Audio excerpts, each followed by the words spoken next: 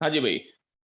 जो पिछला वीडियो था, मतलब पिछली जो क्लास थी, उसमें अपन longitudinal wave and transverse wave, है ना, ये पढ़ रहे थे। अब अपन इसमें चलते हैं, इक्वेशन ऑफ प्रोग्रेसिव वेव। तो ये चलें, equation of a progressive wave.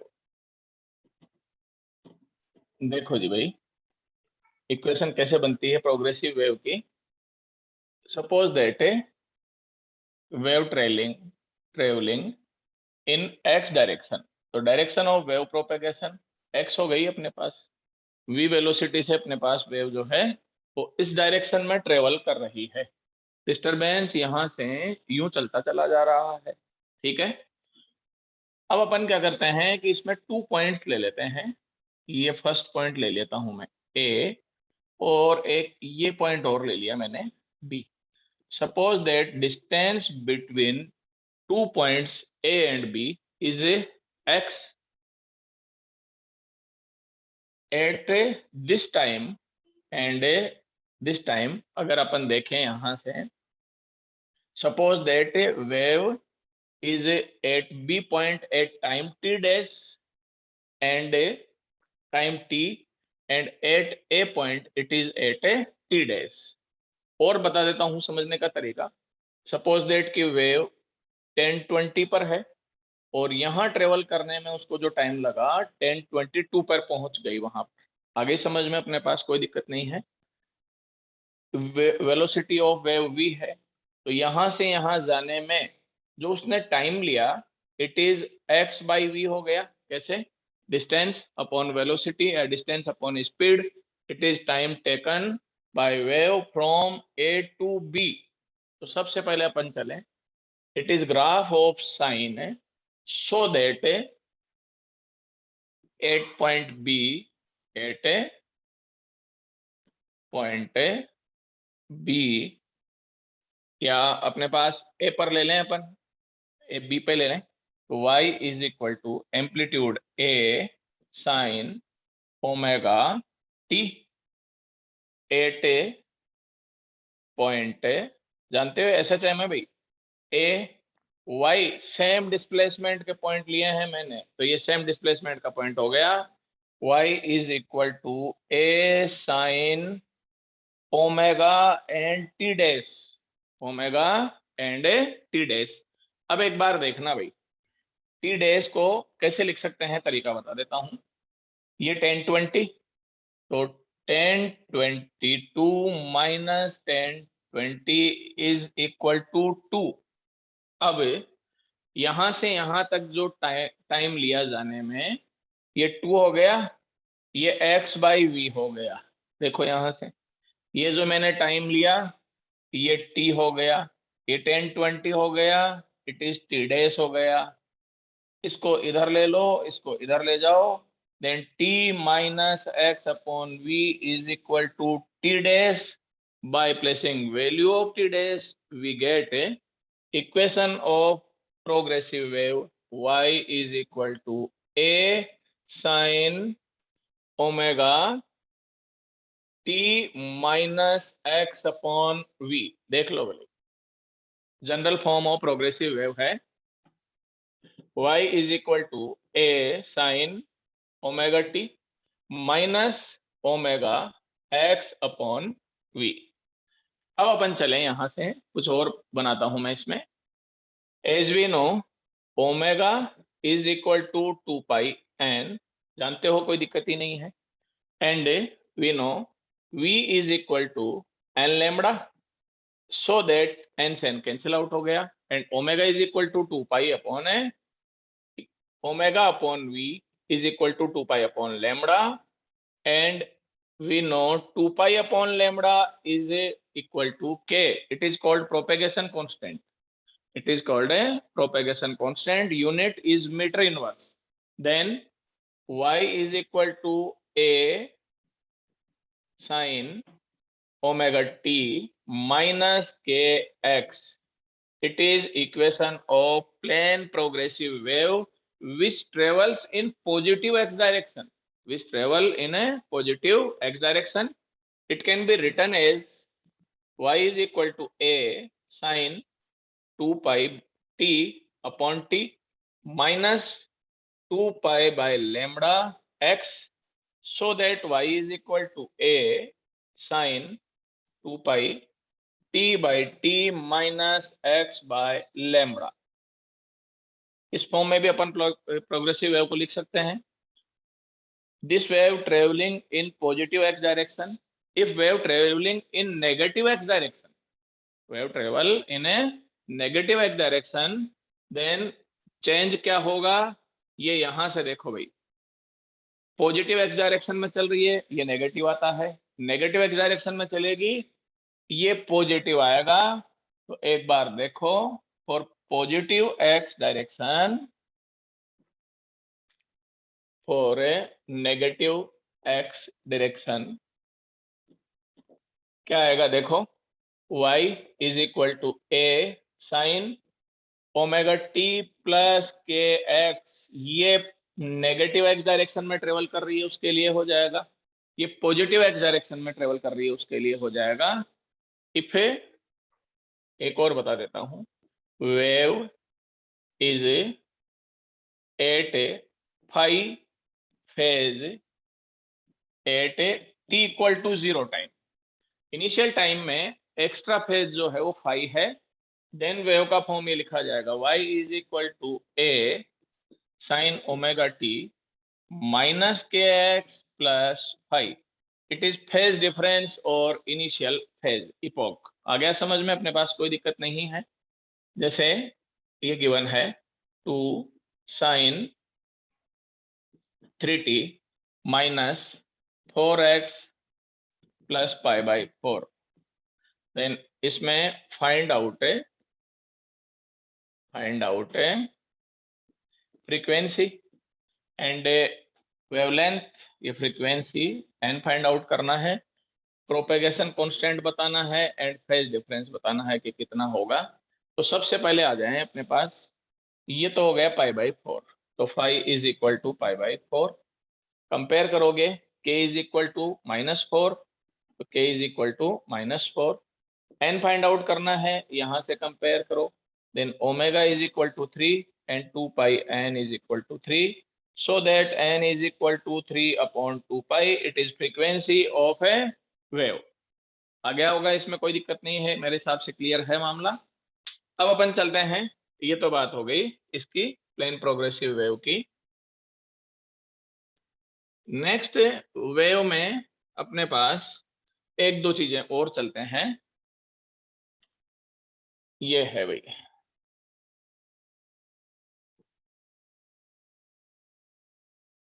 सबसे बड़ी बात है भाई, पहले आता है वेव इक्वेशन। क्या चलते हैं अपन है, वेव इक्वेशन।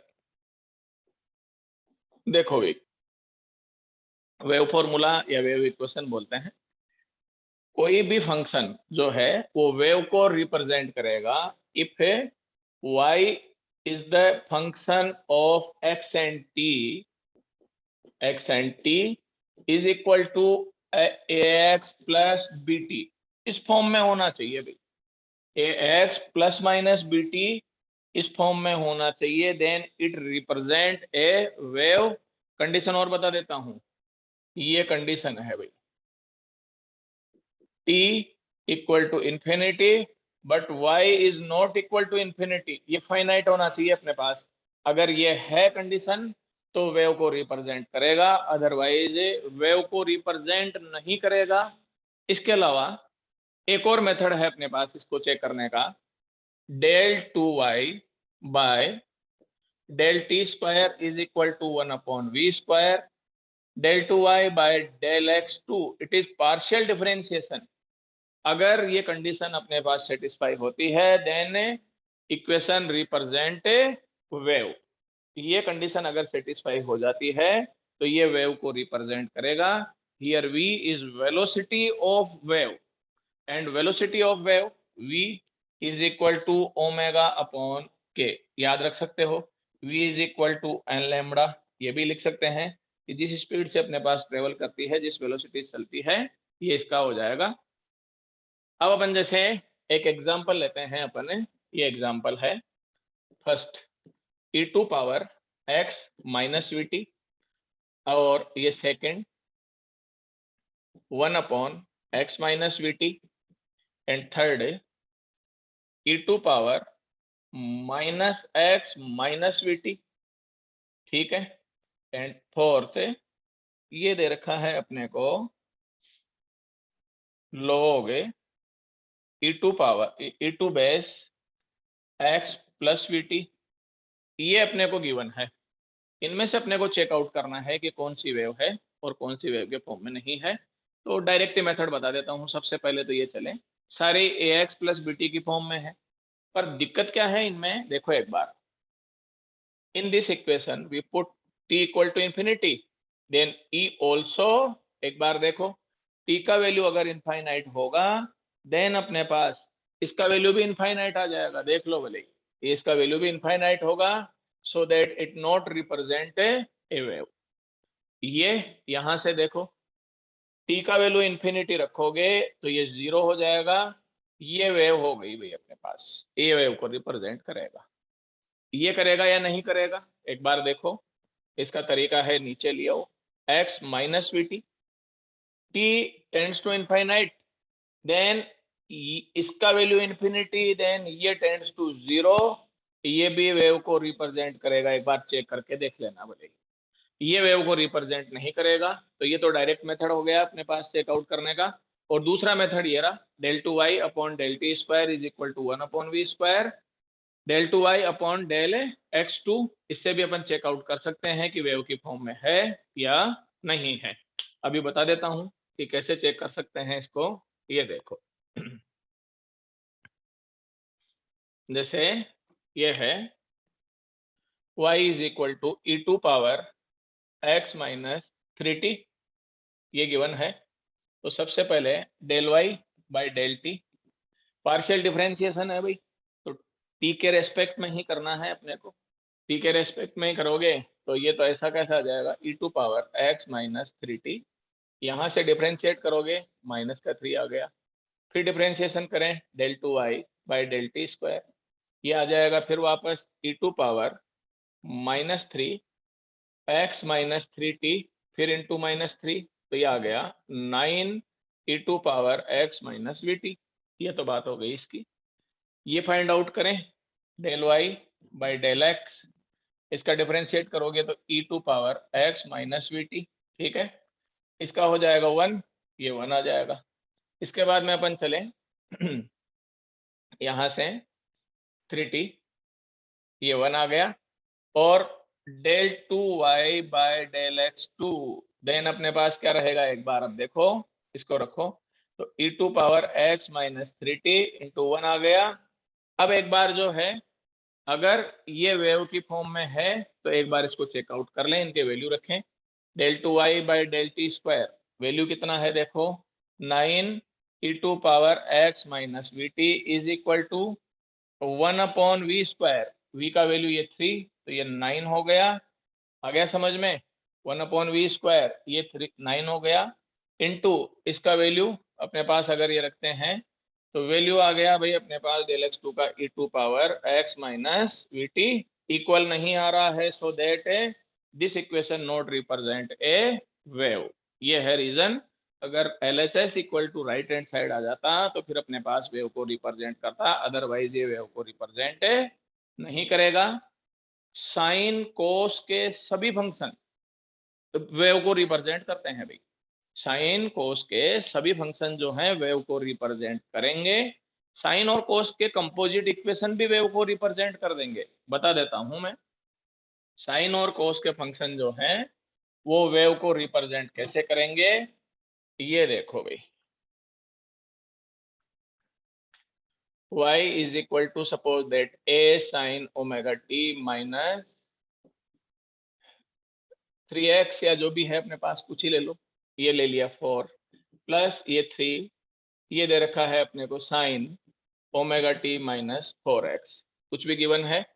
अब तुमको लगेगा कि वेव को रिप्रेजेंट कर रहा है कि नहीं कर रहा है, वेव को रिप्रेजेंट करता है। It can be written in a single term, single term में कैसे लिख सकते हो? ये इसका आंसर है भाई, देखना तरीका बता देता हूं। ये और ये ए हो गया, ये बी हो गया।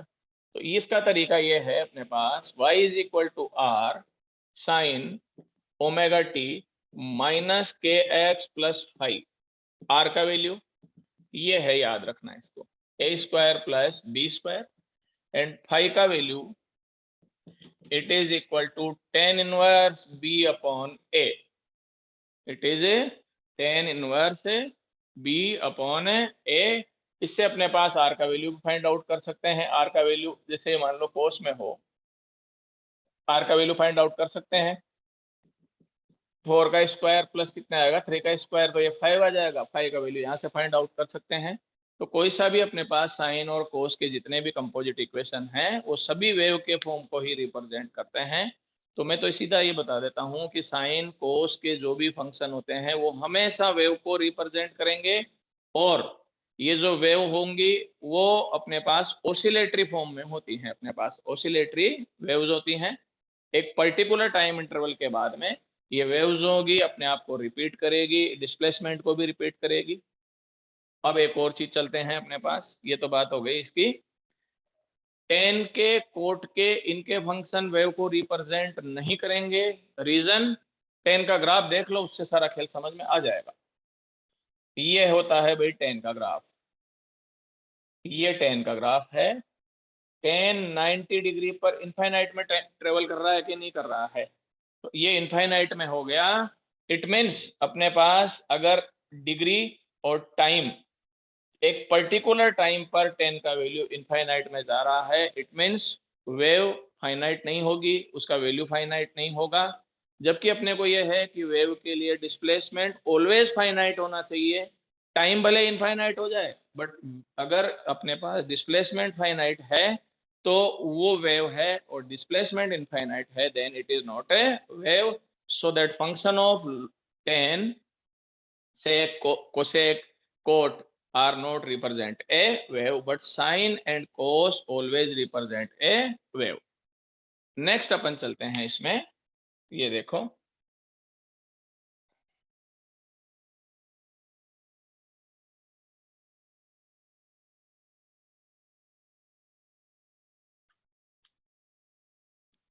देखो जी भाई, अब आया अपने पास y is equal to plane progressive wave में y is equal to a sine omega T minus के एक्स आया। ठीक है, अब ये वेव की इक्वेशन से सब कुछ समझ में आ जाएगा तुमको।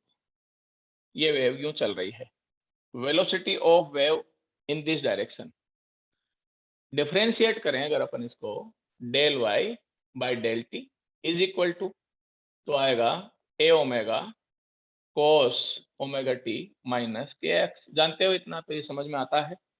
Del Y upon del T it is velocity of particle in a wave, omega T minus के X it is a velocity of a particle. And you maximum कितनी आएगी, ए ओमेगा प्लस माइनस ए ओमेगा। ठीक है, क्योंकि अपने पास जो answer आ सकता है पॉजिटिव भी आ सकता है एंड नेगेटिव भी आ सकता है। तो ये पार्टिकल वेलोसिटी है, and particle velocity depends on time and x, but wave velocity not depends on velocity and x. याद रखना इस चीज को।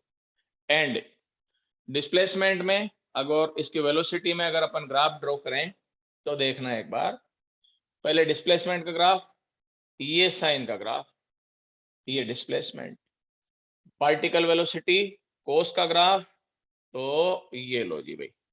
इट मीन्स अपने पास क्या रिजल्ट आया, रिजल्ट आया when displacement is maximum then velocity is zero.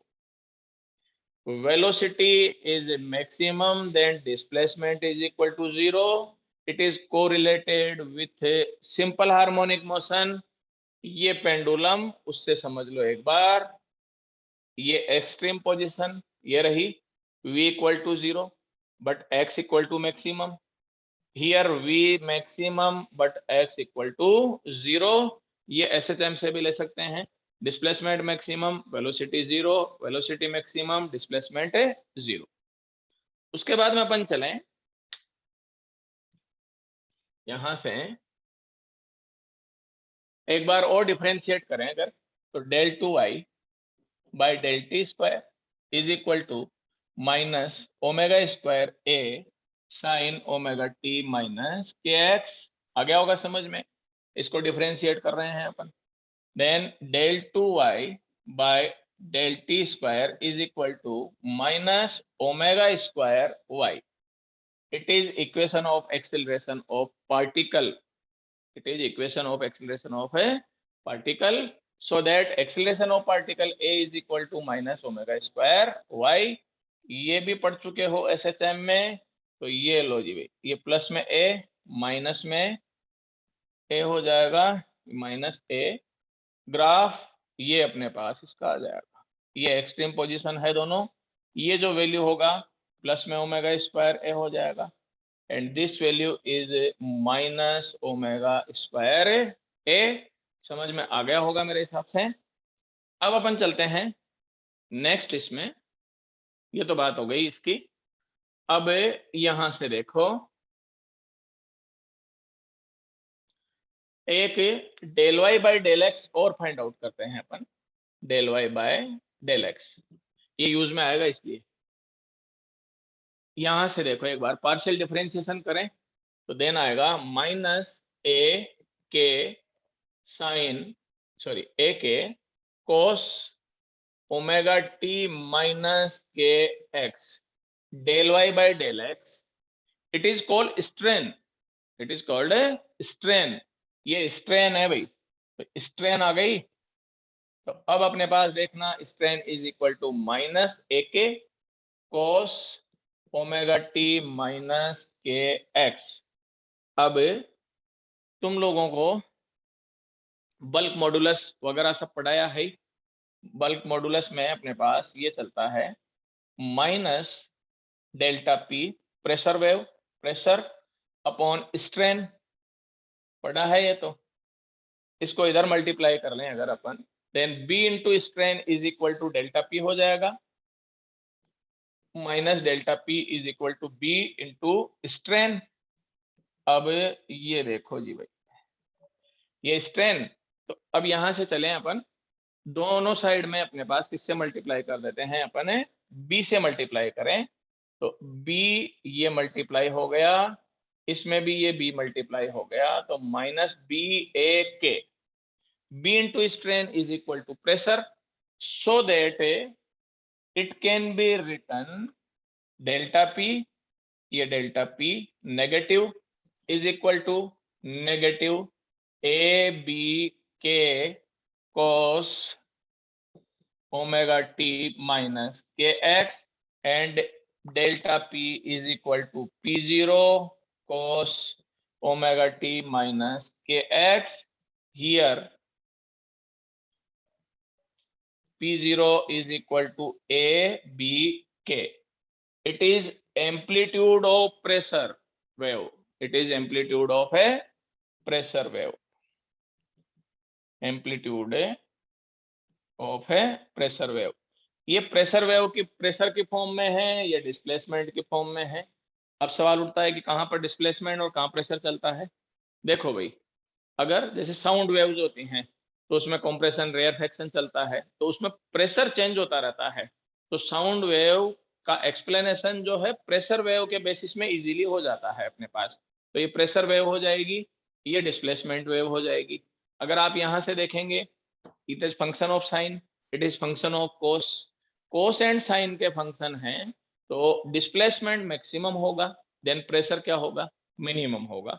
Displacement minimum होगा देन प्रेशर क्या होगा, मैक्सिमम होगा। ये इससे क्लियर हो जाता है, ये प्रेशर वेव का फॉर्मूला। अब अपन चलें इसी में आगे, एक टर्म और करा रहा हूं मैं,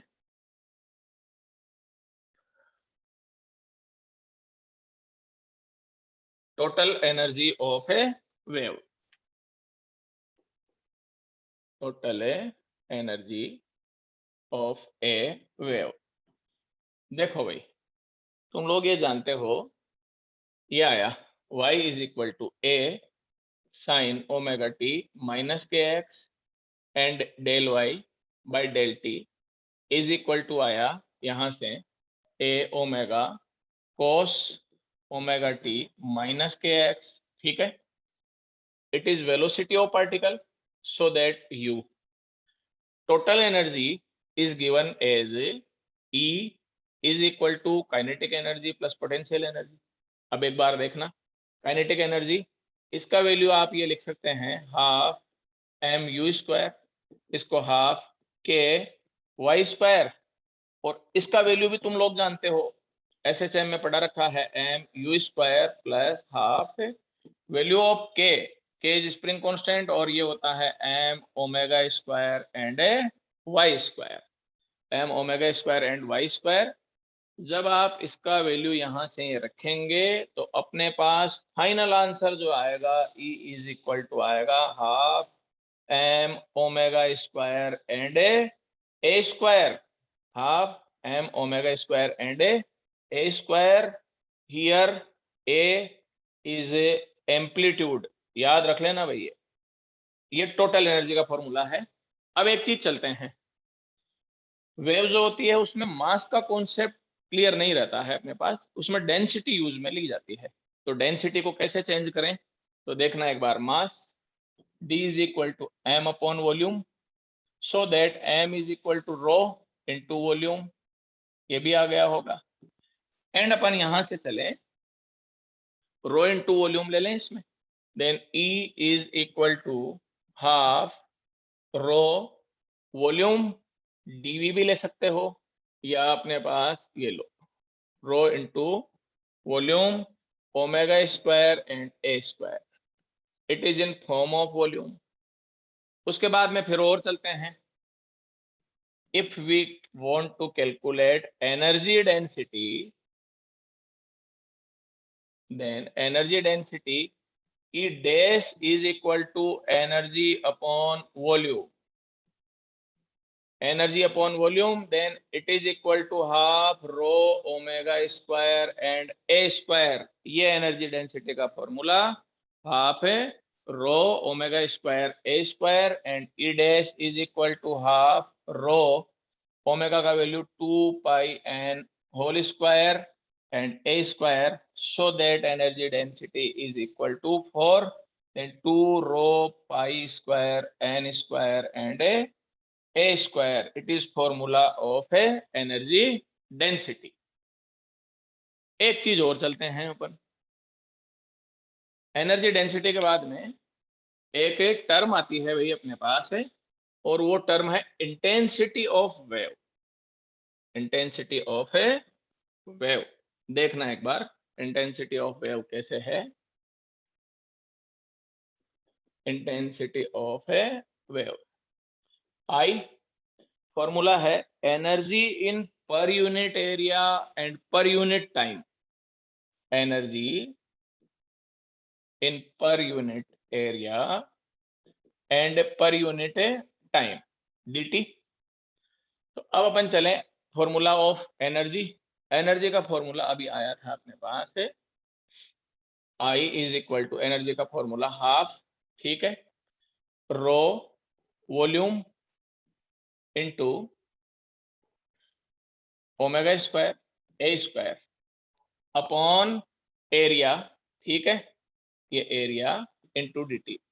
एक बार देखना, ये लिख सकता हूं क्या मैं, volume is equal to area into displacement ले लें dx, तो a इंटू डी एक्स, ये अगर रख देते हो तो एक बार वापस चलो, volume upon area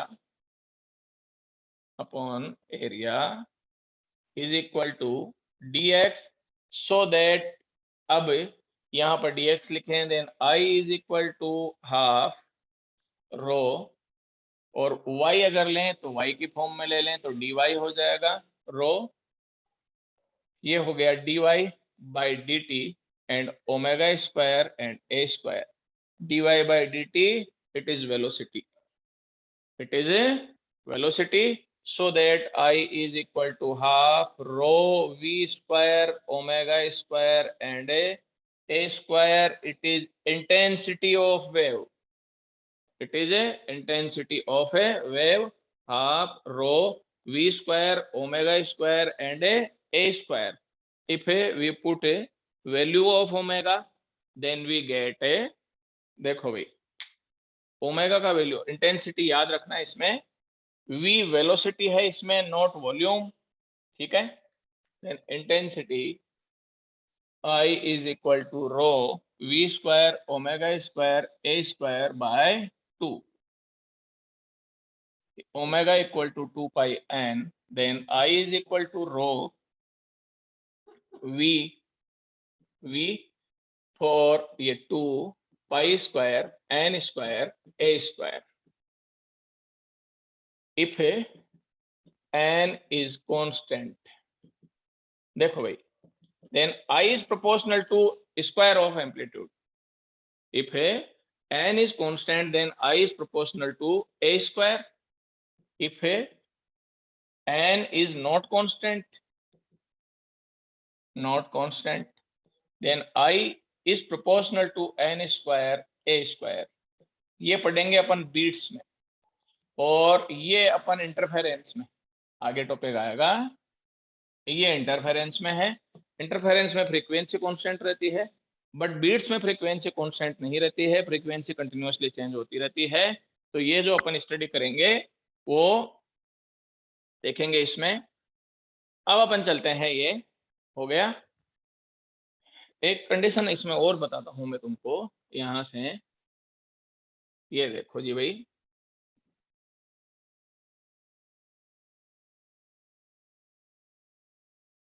I is proportional to a square आया, ठीक है। I is proportional to a square, so that I is equal to k a square and I1 upon I2 is equal to k a1 by a2 का whole square, ठीक है।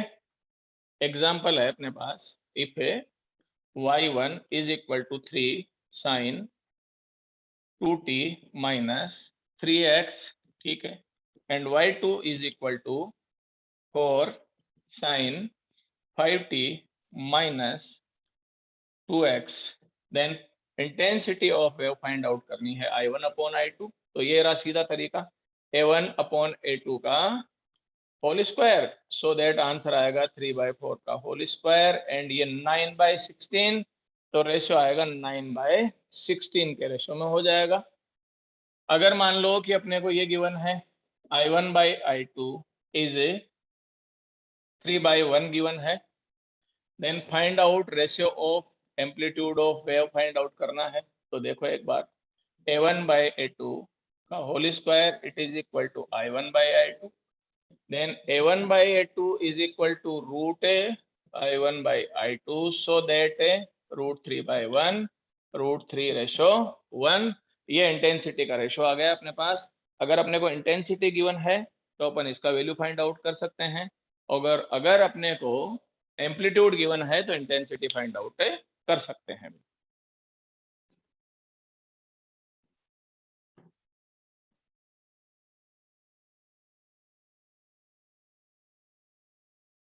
Next है भाई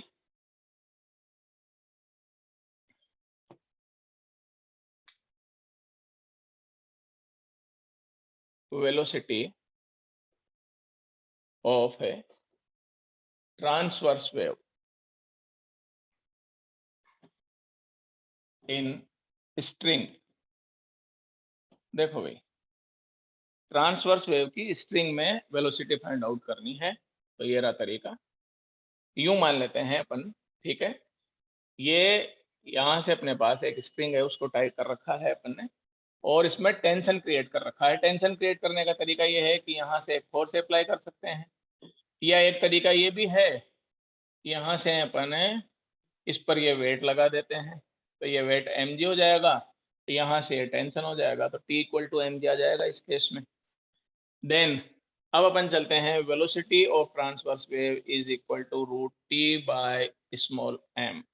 here कौन क्या है वो मैं बता देता हूँ।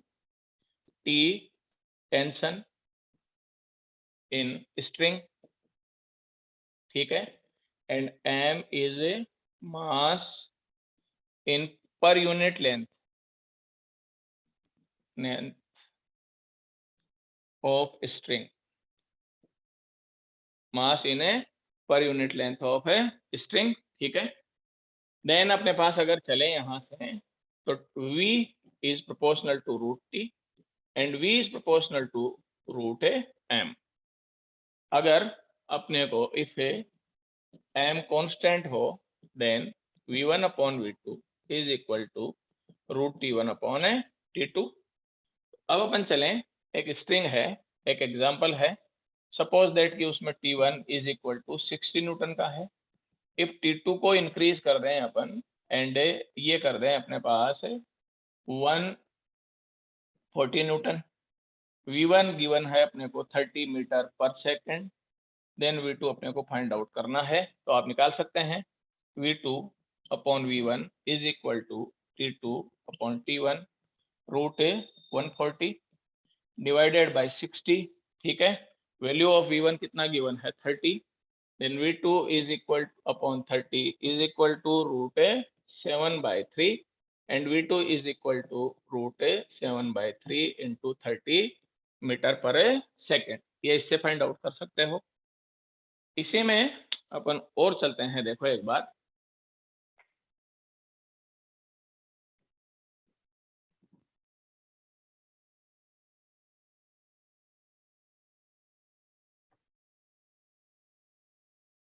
देखो जी ये आया v is equal to root t by m, m is a mass in per unit length, then m is m dash upon l ले सकते हैं। मास का फॉर्मूला अपन लिखें डेंसिटी, डेंसिटी इंटू वॉल्यूम, और अगर चेंज करें अपन तो लेंथ, एरिया इंटू ये लिख सकते हैं रो ए इंटू एल अपॉन एल, ये इससे कैंसिल आउट हो जाएगा, देन रो इंटू ए आ जाएगा, m is equal to rho into a, small m का वैल्यू हो गया रो into A, mass in per unit है length, then v is equal to root t upon rho into a. अब देखो एक बार, v is proportional to 1 upon a rho, so that velocity of transverse wave in a string depends on a density. If density increases then velocity decreases, so that v1 upon v2 is equal to root a rho 2 upon a rho 1। आ गया होगा समझ में अपने पास, ठीक है। यहां से अपन ले लें v a is equal to pi r square radius, ठीक है, then v is equal to root t rho into pi r square, so that v is proportional to 1 upon r, radius increases then velocity decreases, then thick and thin string है अपने पास, thin string में r का value decrease होगा, then velocity increase होगी, so that velocity of wave in thin string is more than in compare of thick string, in compare of a thick string। बाकी का जो है भाई अपन नेक्स्ट वाले क्लास में लेंगे। Thank you.